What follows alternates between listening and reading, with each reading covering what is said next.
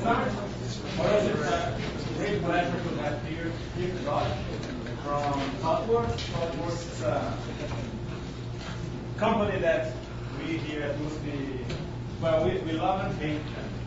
We love because they produce very good, high quality software using high quality methodologies, and we hate them because they steal all our good students to work for them. Not all, but a lot of them. We're here to collect a few more. So, as you know, we have been pushing entrepreneurship here in our institute in the last year, and we'll continue to do that for the next years. And it will be a very interesting talk about Kip, who's a director of client relationship and software, to talk about how big, larger corporations should mimic startups to do better in the 21st century. So let's Kip will explain us. Thank you. Yeah, thank you very much to the university and the organizers for inviting me today, and thank you for coming. I have to make an admission right at the beginning. I tend to talk too fast, and I know that can be really disturbing for people. If I'm speaking in English and it's not your first language, this can cause trouble. So I need to ask for your help. If I get to talking too fast, put your hand up, and I'll try to slow it down. Okay? Help me out? All right. So I'm going to be talking about innovation in the 21st century.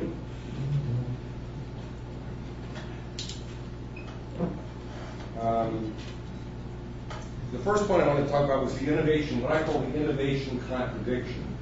And that is, on the one hand, there's a tremendous amount of innovation going on out there. We see startups and new products and services being created all the time. I'll talk a little bit more detail about that in a moment. But on the other hand, we see big enterprises, big corporations really struggling with both trying to keep up with that rate of innovation or the innovators themselves. And that's really the heart of the talk, is how to bridge that gap. So I did a presentation on innovation at a banking conference in Sydney, Australia at the end of last year, and I put up a number of these financial services innovators. So just to talk about a few of them, Lending Club is a startup in California based on peer-to-peer lending. So you can borrow, it's basically a matching service. I put in an application for a loan. Somebody wants to invest in me, they can put up the $35,000 that I can borrow at rates that I couldn't get from a major banking institution. Square, of course, is absolutely revolutionizing the world of mobile payments.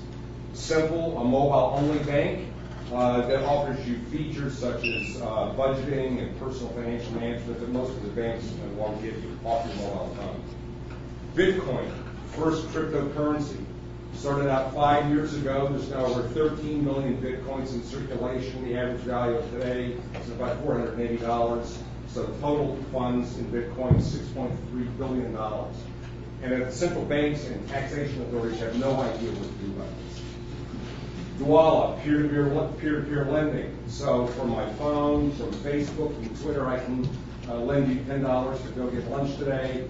I can lend up to $25. If it's under $10, there's no fee. M-Pesa, people have heard of mobile banking for the unbanked. Started off in Kenya. There's now more than 17 million subscribers in Kenya. And many people in sub-Saharan Africa don't have bank accounts. They live in rural villages. They're completely unbanked. So M-Pesa, 17 million subscribers in Kenya. 30% of the gross domestic product of the Kenyan economy is transacted through M-Pesa. It's now spreading to the rest of Africa, Asia, and Eastern Europe. And the last two, of course, are startups. Just this last week, there was a much heralded and anticipated announcement from Apple that they were getting into the payment system. They've made deals with most of the major credit card companies. So the iWallet from Apple can be a new transaction payment platform.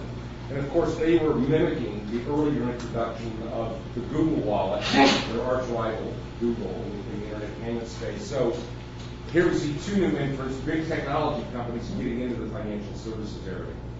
But what do you notice about the totality of all of the logos on the screen? None of them are coming from traditional financial services companies. They're all upstarts, challengers, startups, disruptors that are moving into to the financial services space. And the financial services companies are really struggling to keep up with this. They've got decades of legacy technology.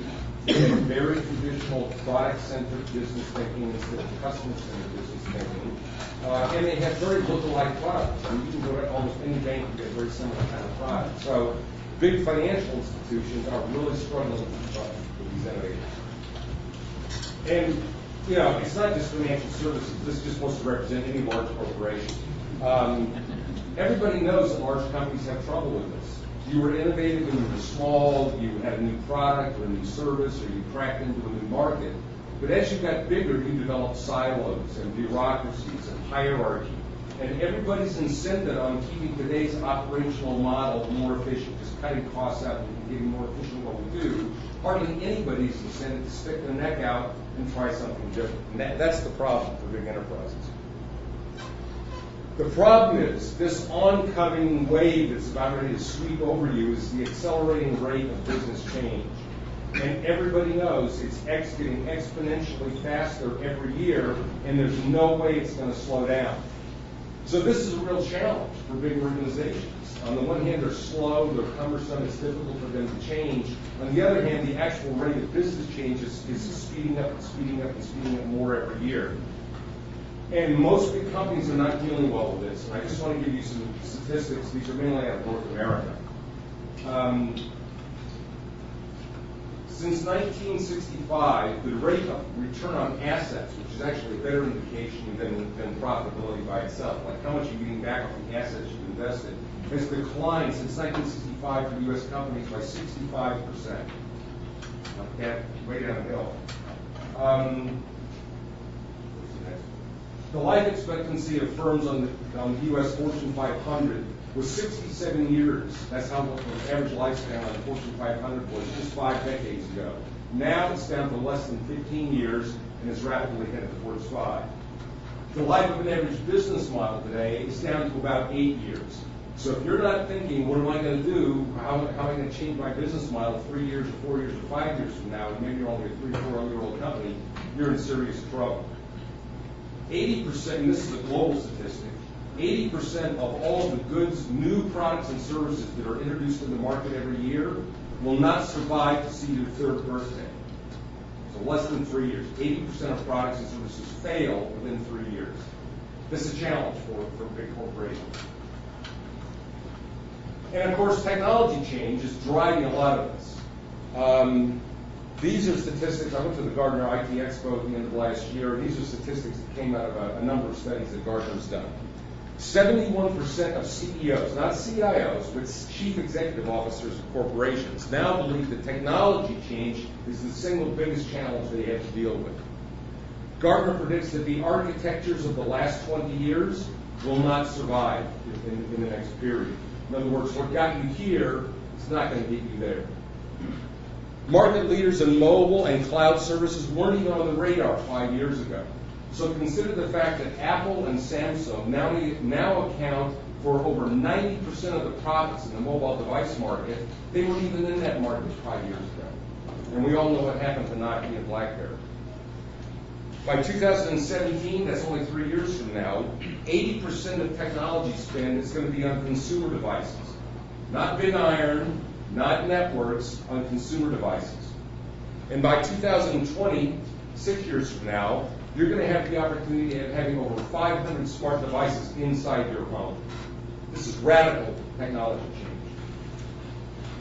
Just a couple of quotable quotes. Hurricane Creason, who wrote the first web browser, he's now a big angel investor in technology startups. Software's eating the world. And even a company like FedEx, they're a logistics company, trucks and planes moving stuff around. Senior Vice President of FedEx says now every company is a software company. So technology change is closely associated with this rapid business change that we're seeing. It's no surprise that on Forbes' list of the 5 most innovative companies in the world, 4 of them are technology companies, where technology is the business.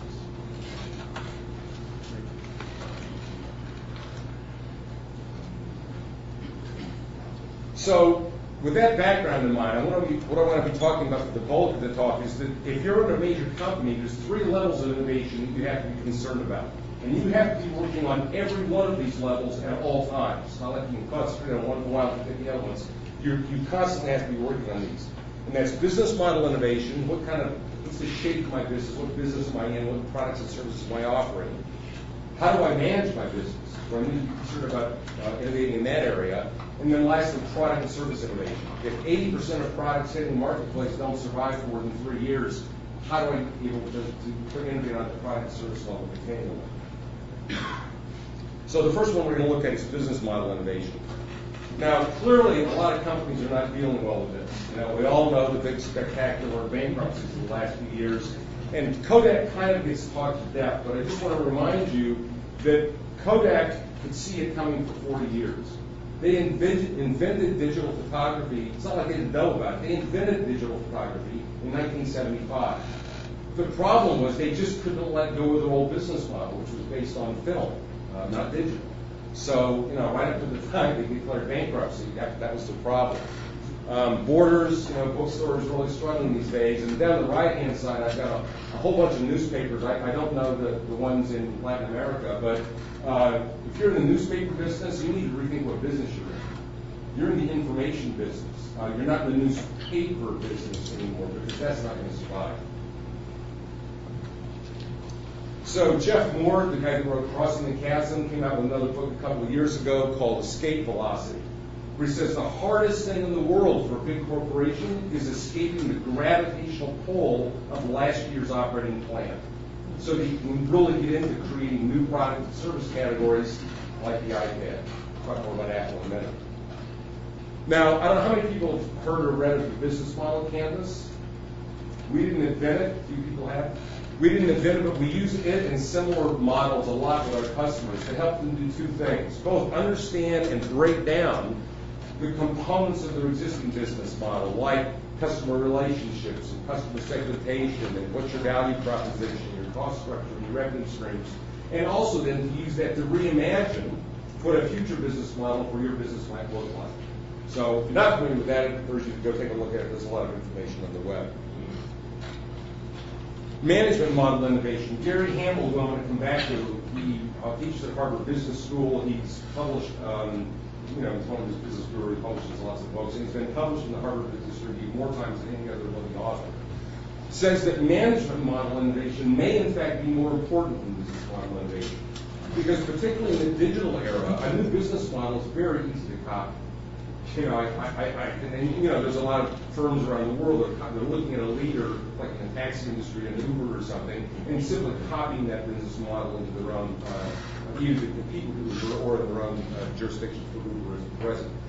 So Hamel suggests that it may be business model innovation. Actually, the way we manage and run the business may be more important, in fact, than business model innovation. So, in the show of hands, who knows who that guy is? Okay, that's Frederick Winslow Taylor, who wrote the book on modern management theory, and it really hasn't changed. The way we run our businesses really hasn't changed that much since he published the book in 1911 called Scientific Management. He was a peer of people like Henry Ford and Andrew Carnegie and Andrew Mellon and J. Pierpont Morgan, when modern scientific management, how we run our businesses, was being shaped up mainly in the United States. And the basic premise of scientific management was pretty simple. The bosses, the management team, does all of the thinking and planning, and the workers do what they're told to do. That might have worked in a manufacturing era, but in an era where 80% of the value of the products and services that we're producing for the modern economy isn't composed out of the plastics or the steel or the raw materials that went into that product. It's the intellectual property that went into that product that is most of the value. So in an era where knowledge work becomes more and more important, people are not going to put up with that.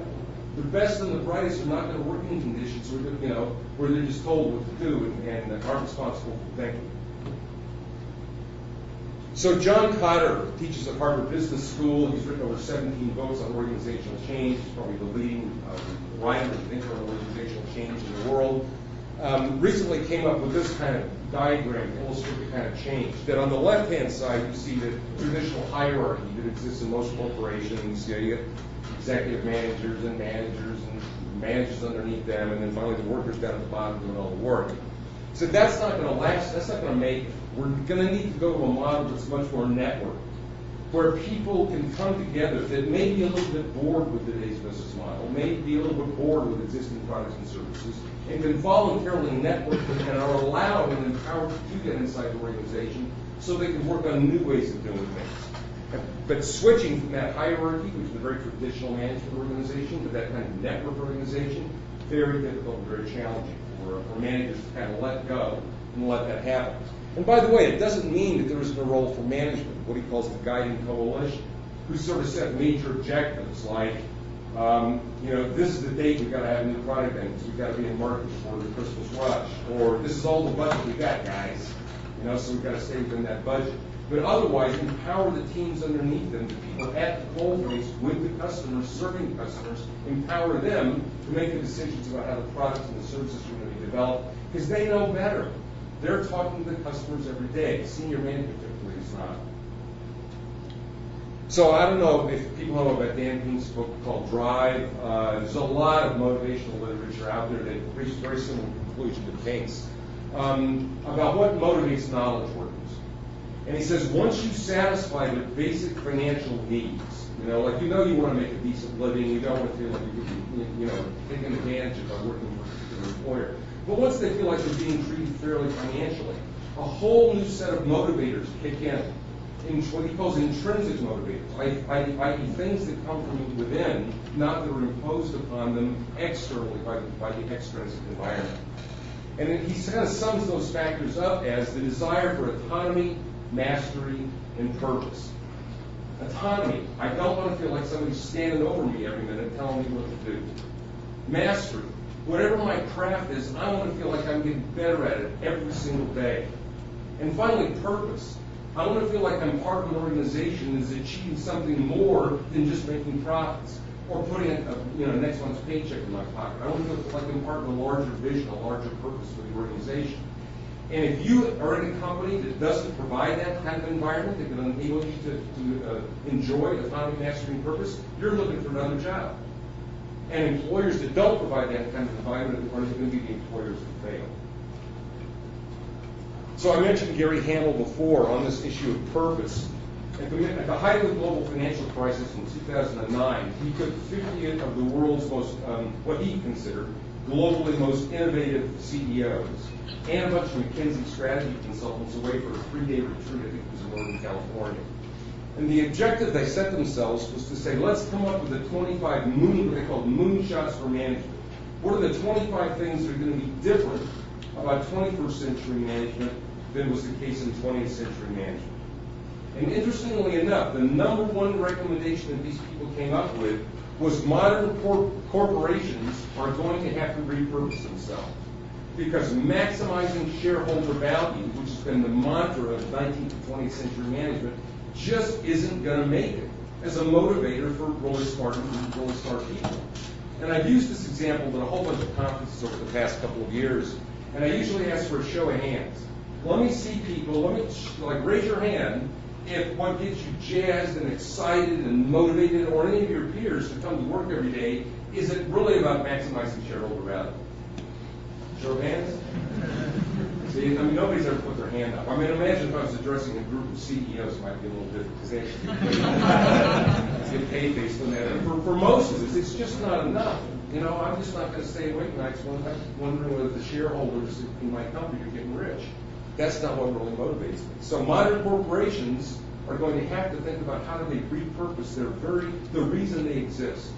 Big challenge. And now we come down to product and service innovation. So for those of you who work in the field of innovation or have read about it, I know that you know it's really difficult to come up with a graphic image that captures the innovation process. Usually something really corny like a light bulb brighting up or sparks flying out of somebody's head. And I chose to show a lab experiment to illustrate what I think is really crucial to innovation, and that is a spirit of experimentation. there's kind of a myth that innovation is all art and no science. I don't believe that. I believe we can apply the scientific method to the process of innovation. Because what do you do in science? You have a hypothesis, and then you run some tests to try to figure out, is that hypothesis valid or not? And then you may have to run some more experiments. But that's what the scientific method is. And I believe, and the rest of the talk is kind of about this, how do you apply the scientific method to the process of innovation? So, Steve Jobs is going to be remembered for lots of things, not least of which he was a real son of a bitch to work for. But one of the things he probably won't be remembered for is that when he came back to Apple the second time as CEO, he cut the R&D product line down from over 300 different products they were working on to less than 30. He eliminated waste, he did less, and he focused the organization. As a result of that kind of focus, they've got the iPod, the iPhone, and the iPad. Live like that. Just do less. Fortunately, in software, there's a lot of opportunity to do less because we actually produce a lot of waste. And you may have seen this chart before. It's from the Standish Group. A lot of people cite it. That 64% of the functionality in modern business software is seldom or never used. Think about Word or Excel. I know that there are, and you probably do too, that there are hundreds of functions in Word and Excel that they may be there, I don't know. I never use them. In fact, and it's not just us, Microsoft gets hundreds of requests every year for features and functionality that's already there. People just don't know where they are. And we know why it happens like this. And if you want a longer explanation, see me afterwards. But the short answer is it's the way we gather requirements. So the IT department comes to the business department and says, okay, tell me everything you want in this system and get it right the first time. Because if you change your mind later, that's a change request, I'm going to have to charge you more money. So the business tries. They spew out everything, every feature they could possibly think about. We then go off in the IT department and write that stuff up, and that's what happens. Most of the features and functionality weren't actually required. If we just didn't do that, we'd save 60% of our costs. So focus, do less, don't build features that nobody's ever going to use. So Naji and Tuck did a study of hundreds of companies in terms of how they actually organize their investments, or what they call how they manage their I portfolio. And what they talked about was three different levels, three different elements in your portfolio. Core, your core business, where you're optimizing your existing products, or you're trying to improve a little bit the product you're selling to your existing customers. Adjacent, now that's new business. It's not something you're doing today, but it's not that much different. You feel pretty safe moving into the adjacent area. And then transformation, really breakthrough products and services, or you're actually creating a market that didn't even exist before. And of course, Apple is well known for things on both of those kinds of things, like really breakthrough transformational innovation. And nobody ever asked for an iPod. Nobody ever asked for an iPad. Nobody did, for that matter, nobody asked for an iPhone. So there were breakthrough innovations. And in this study, they looked at how most companies distribute their innovation investment dollars. And not surprisingly, about 70% of it goes on today's, just tweaking today's existing products and services. About 20% goes into that adjacent area, new business, but it's something you're pretty familiar with. And about 10% goes into that out there, 3 years from that kind of transformation.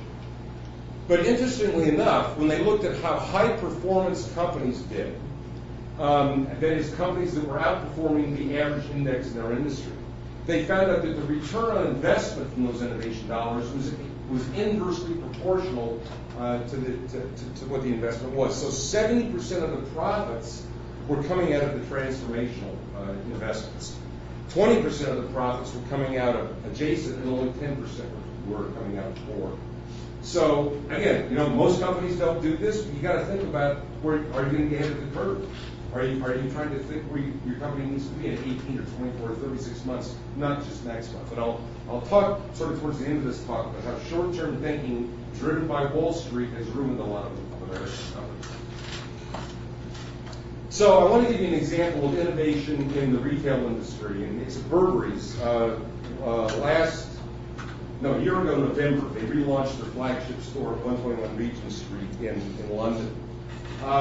just before I show you the video about the new store, I just want to put a little background on Burberry's. 150-year-old British luxury brand, iconic, everybody knows about them. But when Angela Arendt was brought in as the new CEO in 2006, Burberry's was in real trouble.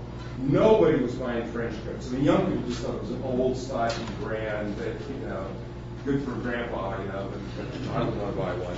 Most of the sales in their stores were third-party, low-margin accessories that they were on selling, weren't even their products. So stock prices in the toilet. So Arendt's went into trying to reinvigorate and reimagine the brand. But within 2 years, she was hit by two things. One, the 2008 global financial crisis, the worst decline in consumer spending in 65 years. And secondly, what she called, I think she was the first person to use the term, the digital tsunami. All of her competitors were investing heavily online. So Burberry's responded by making a huge investment in digital. And then they got around to thinking about relaunching the store, the flagship store in London.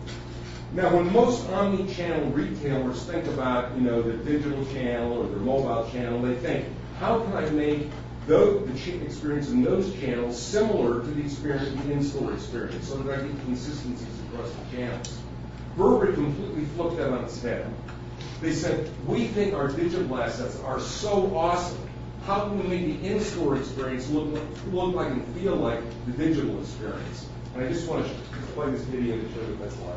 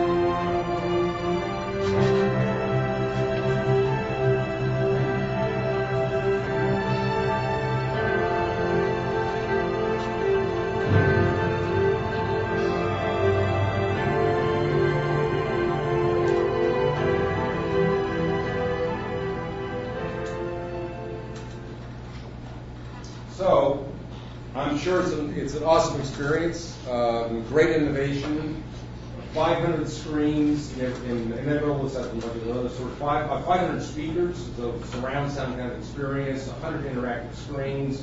When you pick up a trench coat and put it on, the mirror in front of you can scan an RFID chip, and it turns into a video about that coat, about the quality of the wool that was used, the craftsmanship of the tailors who made it, the heritage and the legacy of the coat. Awesome. But what do you notice about that thing? You probably had to spend tens of millions of pounds to rebuild that store to figure out if the experience would work. Because you couldn't test that kind of thing in usability. I mean, this is a big surround sound experience, visual and sound experience. You couldn't test that kind of thing in usability labs. So very, very impressive innovation, but very risky, because it might not have worked.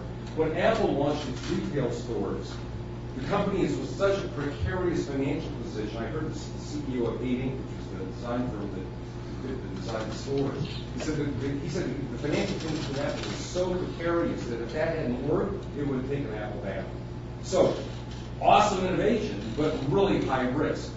Which gives rise to the obvious question, is there a way that we can do smaller experiments, less risk, less expensive, that gives us a more scientific way to get to innovative solutions? And we think there is. And we call it disciplined experimentation. So again, we're using the scientific method, we're conducting experiments, but we're doing it in a disciplined way.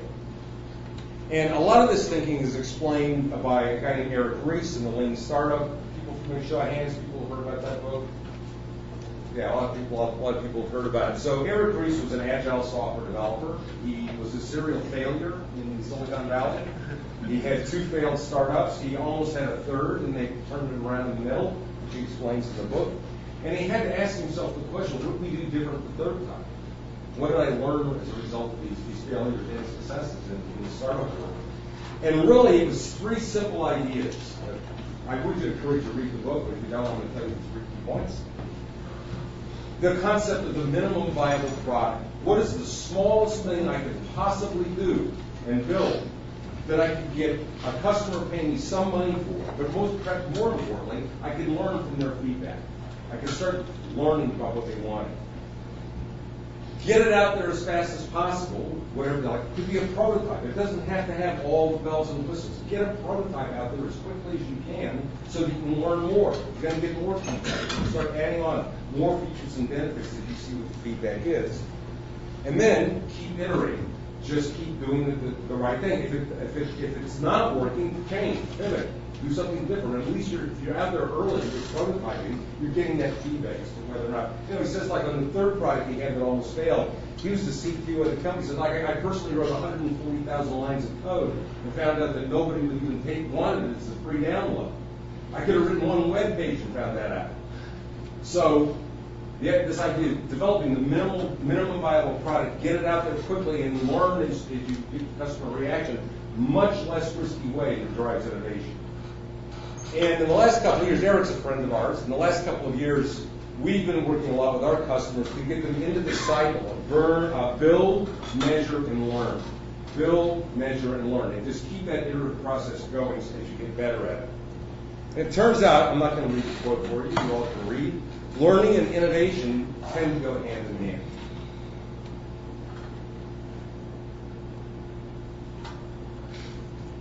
So this is a framework that we've come up with that we use with a lot of our clients called a customer-centric, because again, we're keeping the customer at the center of our vision, a customer-centric digital innovation framework. And I'm going to kind of walk you through how it works. Ideas. The world is not short of ideas. If you would empower them and unleash them, your own employees have a lot of ideas. Except most of them are stifled and don't feel like they can elevate their ideas to the executive level. But if you empower them, they're going to have a lot of ideas. There's also externally sourced ideas. Too many companies are only blinkered to their own industry. They know if they're a bank, they know what other banks are doing. If they're a media company, they know what other media companies are doing. But some of the rich lessons you can learn is looking at a completely different industry and seeing what they're doing and importing those ideas into your business. Or look at your competitors. It's okay to steal ideas. Then you want to put those ideas through some kind of filter.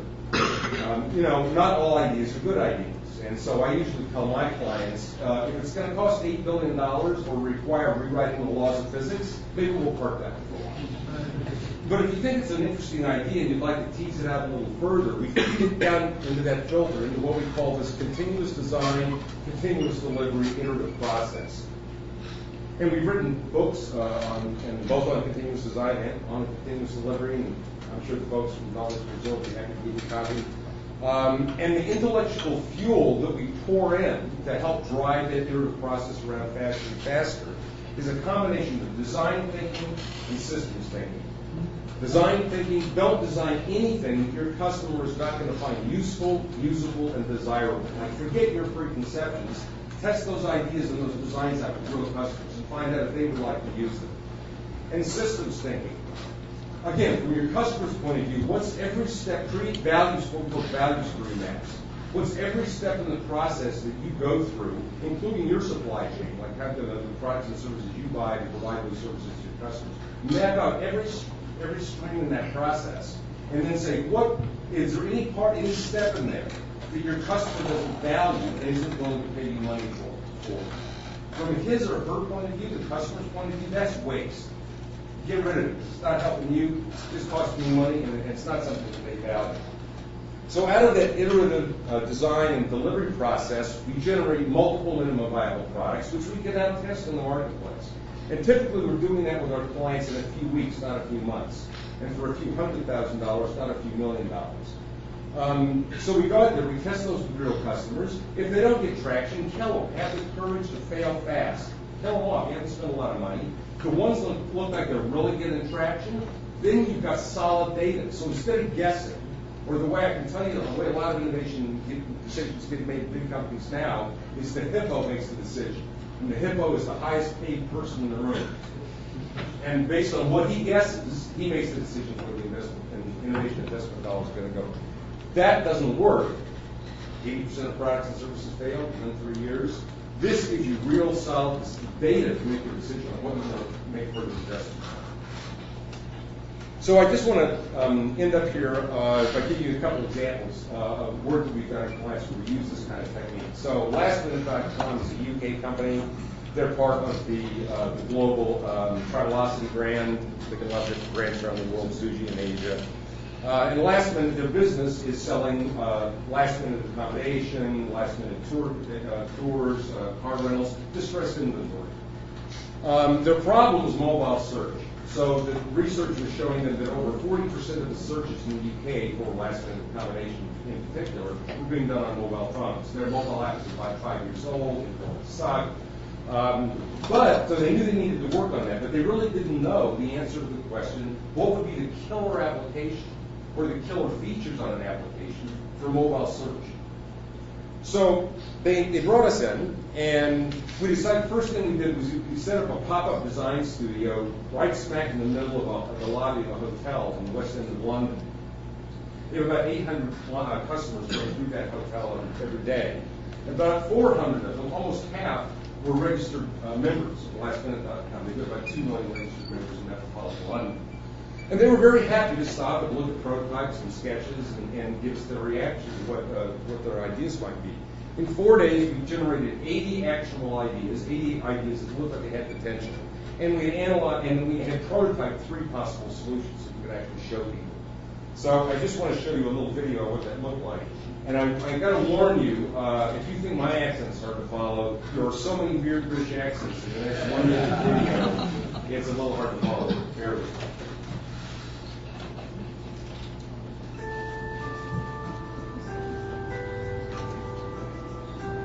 This week we're in a couple of events out talking to customers, showing future designs for LastMinute.com. Looking to get their insight and feedback on creating products and services that we really care about.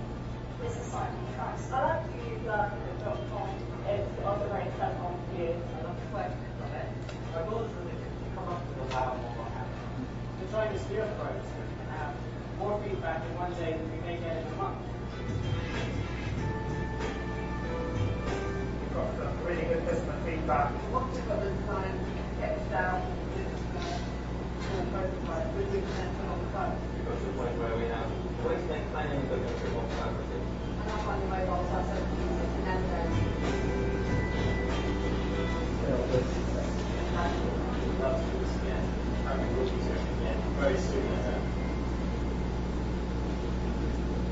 So probably the key takeaway there was the product manager, was the guy in the beard, saying, we got more feedback in 1 day than we would normally get in a month. You know, get out of the office, get into your customers, and actually test with them what they're like. These are the results. So this was launched in November of last year without any advertising. And within 1 month, orders had increased by almost 100%. Conversion had increased, like how many people actually bought, instead of just, doing a few searches and going away. Conversion increased by almost 145%. And total order value, bottom line profit result, almost 150%. And that's without any advertising. Pretty phenomenal results. This is an Australian company. Woolworths is a brand that means different things in different countries around the world. In Australia, it's groceries. So the largest grocery retailer, over 800 stores in Australia. They've got, in addition to that, about 200 liquor stores, about 200 pubs. They have a general merchandising business that has their own store. So they're a huge retailer. Last year, they launched 4 concept stores. They're small format stores. They're not full service, everything. They got barista coffee. They want people to stop on the way to work in the morning and get a coffee. They've got gourmet lunches. And also, you might stop in to pick up an item or two on your way home from work. The problem we're trying to solve, though, is how do they put together meal solutions, or what they call meal deals, So if you're just picking up 1 or 2 things, you might actually pick up 4 or 5 or 6, so they need to share a wallet.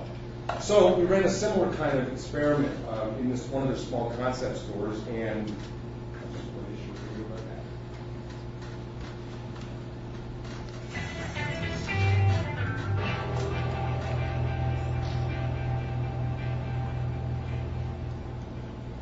We're here at the Willowoo small format Woolworth store, and over the next 5 days, we're going to set up an in-store innovation lab to identify a problem that real customers face and try to come up with a working solution.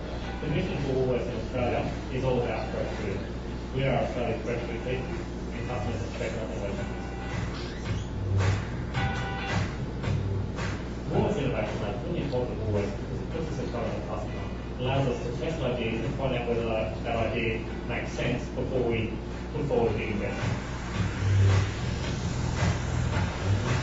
It allows us to really understand the customer. If we make a mistake, it allows us to pivot and change quickly and cheaply. If we're on the right track, it allows us to build and grow on that idea. Getting out of the office and into the store allows us to really use some lightweight prototyping techniques, get something out, show it to customers, get feedback, and that allows us to change and iterate much more quickly. Day one is primarily about trying to understand the problem space. So what is the particular issue that is worth us exploring? Typical customer-first mall store is very different to customer-first stores. We really wanted to understand how self-scanning, checking out with your phone would work and if customers would use it. I come in on Monday, buy coffee, have a quick chat, talk about something really good. Come back once on Tuesday, hey, you're prototyping it all. It's got to be illegal. It's quite difficult to shop with a basket and look at the phone and scan at the same time. If I was coming to a store that I knew was always busy and I always had to queuing and it was going to make me quicker, yes, but if it's a store like this that is always quiet, then great. I thought it was an interesting concept. I think it could definitely work as long as you have a basket in it. So we've switched gears a little bit. Midday yesterday, we decided to change tactic and put together a new offering where we could help customers who many of them have been in restaurants picking up chicken on the run, help them put together a healthy meal that moves beyond chicken in a bun. Everyone's not talking about those solutions for them. But it's a big key for us in our businesses. People are on the run, they're in a hurry, they've got behaviours that they need. That's time for.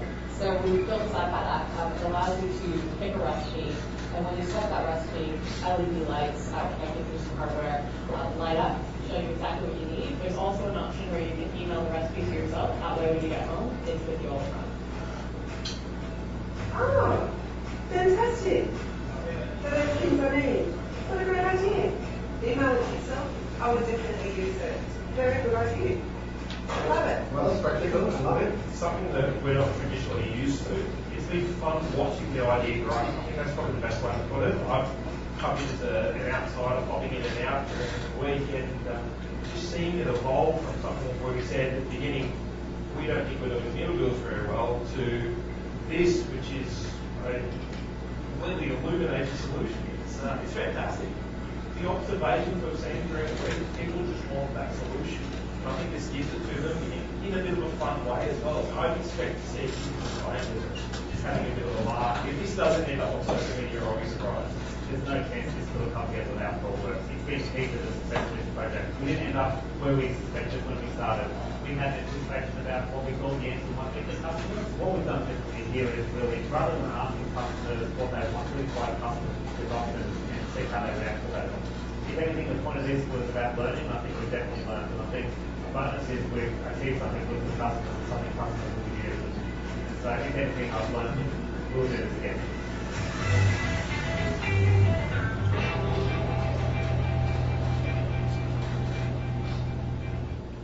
So, just to summarize, we know that innovation is hard for big organizations, but there are ways of getting better at it.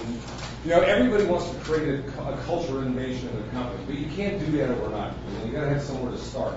So we're suggesting that you can start in pick one area, run some experiments, maybe set up an innovation lab, prototype things rapidly, get them out. We saw that a solution we created in 5 days. Start getting real user feedback so that you then make better informed, data-driven investment decisions about what you want to put serious money behind. Now I know not many of you are CEOs, But if you take these ideas back to your organization and start filtering them in and talking to people about better ways that we can get at looking at our business model, thinking about the way we manage people and how we develop new products and services, I think you'll be change agents in your businesses. Finally, just a few final thoughts that are kind of one step removed from the topic we've been talking about today, but I thought we liked it enough that I wanted to share them with you. One is, are we looking at the end of American hegemony in management thinking? Julian Birkinshaw teaches at the London Business School. He's a collaborator with Jerry Hamel at Harvard. And they put out this publication called MLab, Management Lab Notes. He wrote this article back in January 2012, where he predicted that for 100 years, let's face it, the thinking in American business schools has dominated business thinking. You can count the number of global business leaders who didn't at least attend some of an American business school on the fingers of both hands. That's going to change. As the locus, and we think it's a good thing actually, I mentioned before, but Wall Street's emphasis on short-term profits almost at the exclusion of anything else has not only wrecked a lot of American companies, but led to the global financial crisis, which brought the world's financial system to its knees in 2008, and many economies are still struggling to recover from. But as the locus of world economic growth is shifting away from the United States and Western Europe towards the global South, which is where we're putting a lot of our emphasis as a global company, we think the possibility exists of new and better ways of thinking about managing our companies. The next slide is kind of a continuation. Oops, no, it's not. This one is. At the height of the global financial crisis in 2008, George Soros, the international financier, made a very blatant point to the last slide, where he said, look, there's two things about the global financial crisis that are indisputable. One, it's the worst economic crisis since the Great Depression of the 1930s, no doubt about that. But two, 65 years of world economic growth based on the American economy is over. There is no engine left in the American economy that could lead to that again. And you see that in today's data. Of the 20 world's fastest growing economies, none of them are in the Western Hemisphere. They're all in the Global South, which Brazil is an example. And innovation in the Global South is going to be different. It's going to be more driven by constraints. Consider the fact that in India, most of rural India doesn't have electricity. So we did a project there about a year ago with a company that wanted to provide low-cost solar power to rural villages. And in 12 weeks, we developed a solution where a villager could, or somebody on a farm, could walk into the local village, make a small deposit, because they don't have a lot of money, pick up a solar-powered device, get an SMS code on their feature phones. They don't got smartphones. They could feed in and turn that solar device on when they got back to their home. About once a month, they could go back in, pay a level deposit, get another SMS code to power that thing up. In Africa, most people don't have electricity, but the GSM network for feature phones exceeds the coverage of the electricity grid. So a lot of solutions in Africa are going to be driven by how to make a feature phone capable of being a smart communication device. So the point is that innovation is often driven by constraints. And that actually shouldn't surprise us too much. Just think about Google or Facebook or Twitter. What do they all have in common? They were started by students. Students have a lot of constraints, not least the most important of which is they don't have any money. but what is not constrained is their thinking, which is what allows innovation to happen. So, Jugat Innovation is a book, some guys in India. Jugat is the Hindi word for constraint. And the whole book is an argument about how innovation in the global south is going to be driven by different factors that grow in the global north, and hopefully with better results. And my last point here is going to be that big data is not always your friend. There's been a lot of buzz in the industry. You guys probably heard all about it. There's this explosion of devices that are all connected on the Internet of Things. An enormous opportunity for companies to find out every last little minute detail about where you go, what you do, what you're looking for, what you're searching for, who you're calling, all of that. That's not necessarily a good thing. So, show of hands, who can tell me what those pictures are? NSA, spot on. So the NSA data center just constructed in Utah, with the amount of data doubling every year in the world, they figure they have enough storage capacity to store the entirety of the world's data for the next 100 years. Problem they had was they built it with such speed and it's kind of such shabby construction problems that there's spot fires now breaking out everywhere. It'd be a real shame if the place burned down. And then there's the National Security Headquarters in Fort Meade, Maryland. Interestingly enough, both of them are behind the wire on military installations. And, you know, the promise of internet technologies that got a lot of us involved in this industry and got us excited about the possibility of internet technologies democratizing things and making things more equal and enabling a kid in Sao Paulo or in Mumbai, India, or in Cape Town, South Africa, just as capable of creating internet business as somebody's in New York or London. That promise of the internet can turn out with dastardly results in the hands of the bad guys, like the National Security Agency. So don't think that the internet and big data is always your friend. And with that, I just want to say thank you. My details are up there. I think I put up the wrong version of this because it was supposed to have Claudia Bellows and Alexei Zorti in the back there. So, but anyway, if you want to get a hold of me, you can give me at that email address, and I'll certainly forward you on to the future. And, thank you very much. And happy to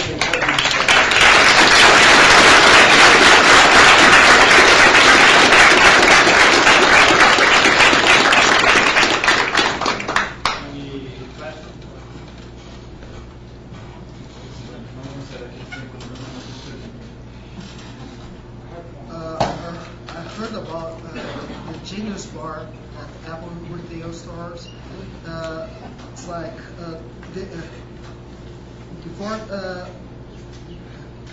before it was created. So what they did was kind of a lab. They took people to they took some people to the fancy hotels, hotels 5-star and so on. And that was quite interesting because when you go to a hotel 5 stars, you ask for help and they provide you help immediately. And that's what's like what Genius Bar is for Apple. And Apple retail store is like a different store. You went there and it's like. Yeah, there was a really interesting point about employee motivation because I used the Dan King story about, you know, employees that are motivated by, you know, mastery, economy, and purpose, and that's what I mean. Apple only pays those people in North America about $12 an hour, which, you know, it's not a huge wage, but those kids are fired up. You know, they know all about those products. They're excited to work for Apple, and you get a customer experience that other retailers would die for. And so that idea of how do you recruit a workforce and incentive them to become excited about the products, even if you're not, it's not about the money. You know, Apple is probably paying more, but they've been able to create a culture inside the Apple stores that are exciting. People want to work there. So it's an interesting example. Regarding large corporations and your experience with them, regarding outsourcing TI, what's your opinion? Are they willing to outsource? I think that the pendulum is starting to swing back the other way. So outsourcing after the dot-com bubble in the early 2000s, that's when outsourcing really took off. And there was kind of an attitude that IT is a commodity. Just, you know, everybody, you know, anybody can do IT. Let's just ship it to the cheapest place in the world and we can find people who know how to do it. That didn't work so well for a lot of organizations. And now they're starting to bring at least some of that back in-house, or they're looking for better offshore vendors. Because it turns out, you know, all the old books in our industry, like Peopleware and the Difficult Man Month, say the difference between an average developer and a really hot, crash hot developer is a factor of about 1 to 10.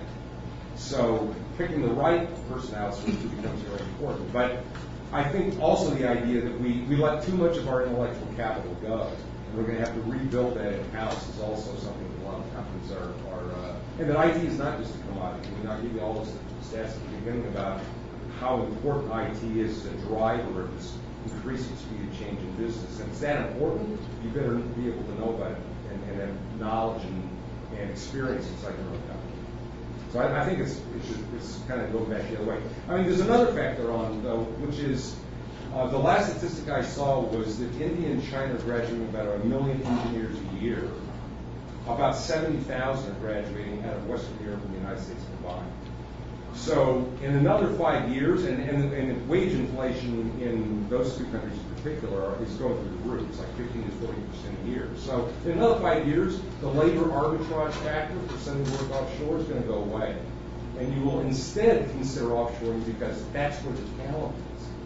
You know, I've got to find Brazilian developers for my North American products because there just aren't enough smart developers left in the United States for the scale in which I need to operate. So I think the companies will both try to find better and smarter people to outsource to that are produce high quality software. Will bring some of the intellectual property back inside the house because managing that technology is just too important to the future. In terms of the old model, the model of organizing company with the hierarchy and now the new model network. But big companies are still working the hierarchy model. How can we, that are usually not the bosses, try to change the infrastructure of the company and the model? Use your talent power.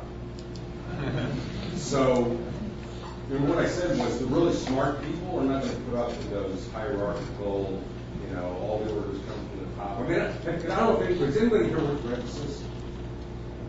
Okay, so if you work for Emphasis in India, it's a couple 100,000 people.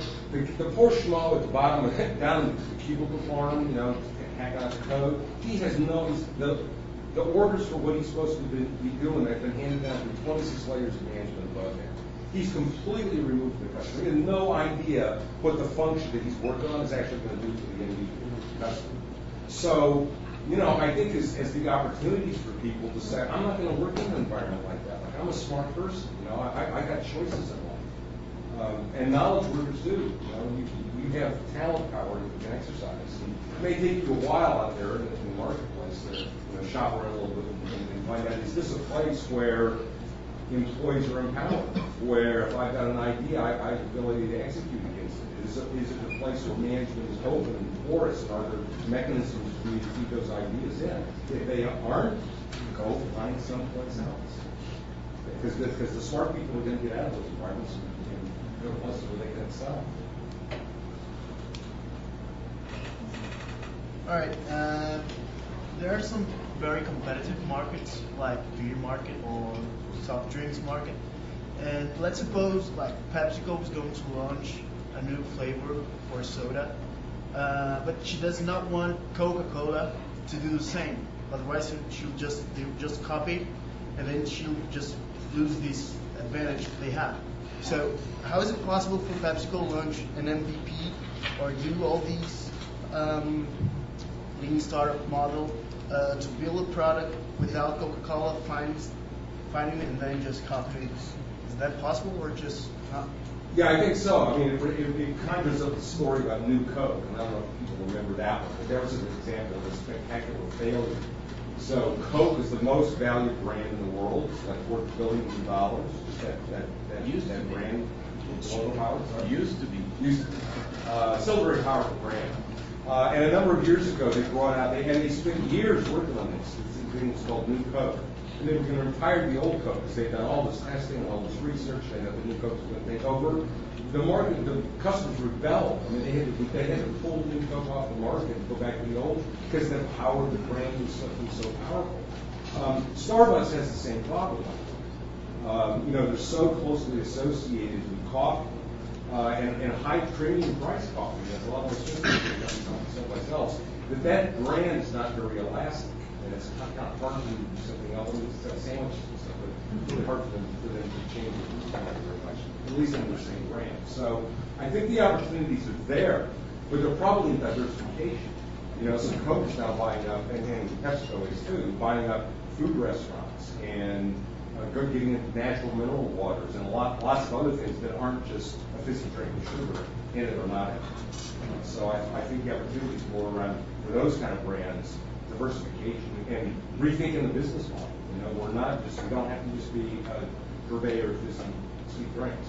We can get into whole new other businesses. And then, they got the financial power to do that. So you don't have, it's like newspapers.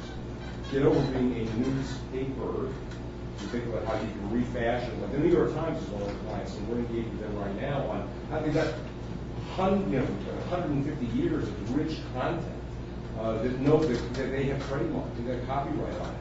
How can they repurpose that and represent it maybe as books or magazines or picture journals or something other than just a newspaper, so that they become a different kind of business? And I think that's for some of these companies that are so branded as a beverage company.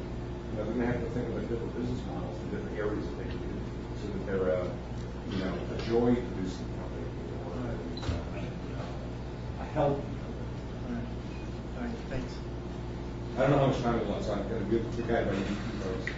You have no more questions? So, do you have any other questions? No? So, thank you very much. Okay, thanks a lot.